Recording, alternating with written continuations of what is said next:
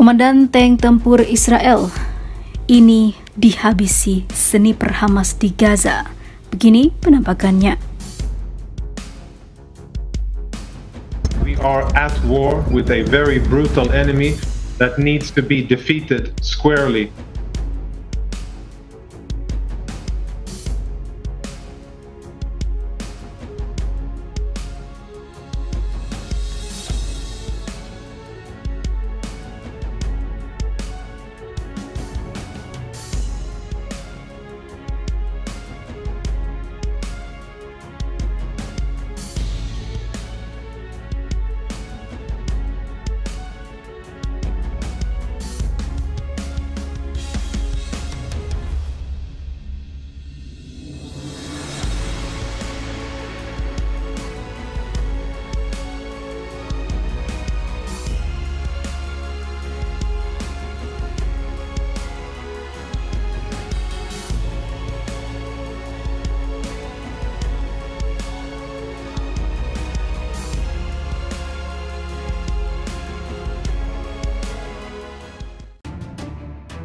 Komandan tank tempur Israel dan juga komunitas minoritas Druze ditembak mati sniper Hamas dalam pertempuran di Gaza.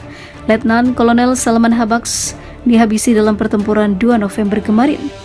Kematiannya baru terungkap baru-baru ini. Dia tercatat sebagai tentara militer Israel dengan pangkat tertinggi yang terbunuh dalam perang darat di Gaza sejauh ini. Sosoknya dicap sebagai pahlawan Israel menyusul serangan Hamas yang mengejutkan di Israel sejak 7 Oktober lalu. Setelah dia memimpin 2 tank dan berperang melawan kelompok perlawanan Palestina tersebut, bahkan sebelum pimpinannya sendiri menyadari apa yang sedang terjadi.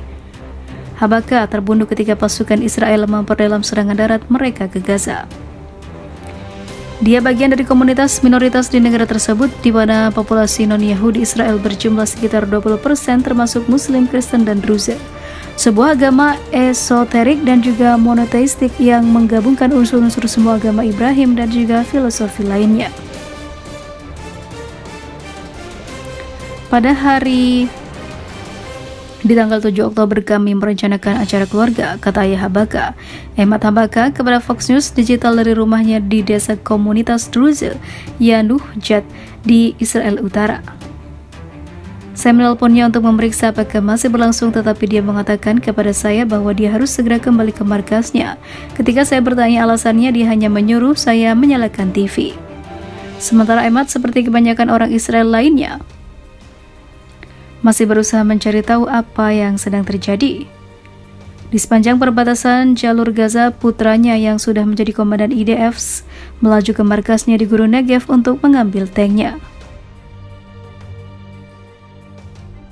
Menurut penuturan Habaka sebelum terbunuh, setelah serangan Hamas sepanjang hari di selatan Israel yang menghabisi sekitar 1.200 orang dan ratusan lainnya disandra, dia baru gegas dari rumahnya untuk bergabung dengan perang Israel. Sesampainya di Kibbutz Be'eri, salah satu komunitas yang paling parah terkena dampak serangan Hamas, Habaka mengatakan dia bergabung dengan tentara lain yang bertempur di sana.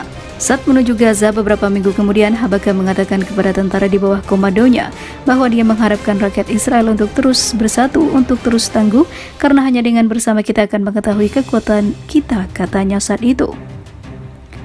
Komunitas Druze Israel tinggal di banyak desa yang tersebar di Israel Utara. Mereka telah hadir di wilayah itu setidaknya selama 1000 tahun lalu, dan komunitas mereka juga ditemukan di Lebanon, Suriah, dan juga sebagian di Yordania.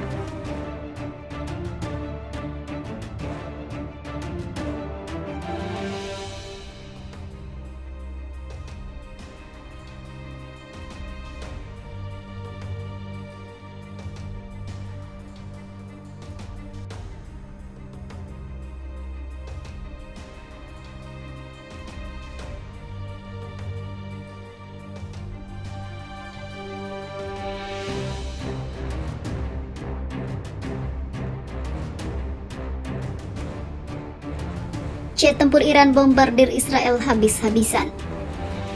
Serangan balasan Iran tak berhenti begitu saja untuk Israel. Baru-baru ini IRGC atau tentara Iran menggempur pasukan Israel yang gentayangan di langit Iran. Sontak hal ini mengejutkan dan menciptakan perpecahan semakin akut antara kedua kubu. Tembakan dari jet tempur Iran ini menghabisi beberapa pasukan yang tengah melakukan operasi. Sebelumnya dikabarkan pesawat tempur Israel dan Amerika memang tengah gentayangan dan melakukan operasi ilegal di atas langit Teheran. Hal ini tentu membuat geram Iran hingga membuat para tentaranya berinisiatif melakukan tindakan serupa sehingga serangan jet tempur ini pun terjadi. Di sisi lain, jet tempur Iran memang jarang digunakan untuk menyerang musuh secara gamblang. Namun kali ini rupanya kesabaran Iran telah habis dengan menembakkan beberapa kali ke arah target Zionis yang membuat banyak korban berjatuhan dan tidak seperti apa yang diprediksi sebelumnya oleh Israel. Kekuatan Iran makin tak tertandingi dan bikin Zionis ketar-ketir. Belum lagi keberanian Iran membombardir Israel dengan jet tempurnya bikin Israel tambah waspada.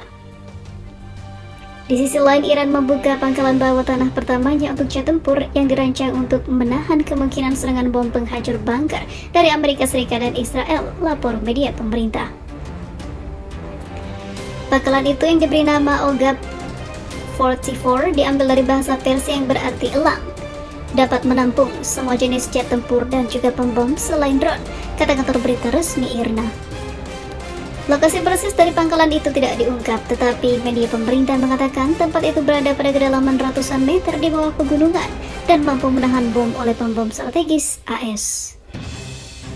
Pada Mei tahun lalu, tentara Iran mengungkapkan sebuah pangkalan angkatan udara untuk pesawat nirawak atau drone yang terletak di bawah pegunungan Zagros di bagian barat negara itu. Media pemerintah pada Selasa kemarin menunjukkan Kepala Staf Angkatan Bersenjata Iran Mayor Jenderal Muhammad Bagheri dan Panglima Angkatan Darat Mayor Jenderal Abdul Rahim Musyafi berada di pangkalan baru itu. Ogab 44 adalah salah satu dari banyak pangkalan udara bawah tanah taktis yang dibangun di berbagai wilayah negara itu dalam beberapa tahun terakhir, lapor kantor berita IRNA.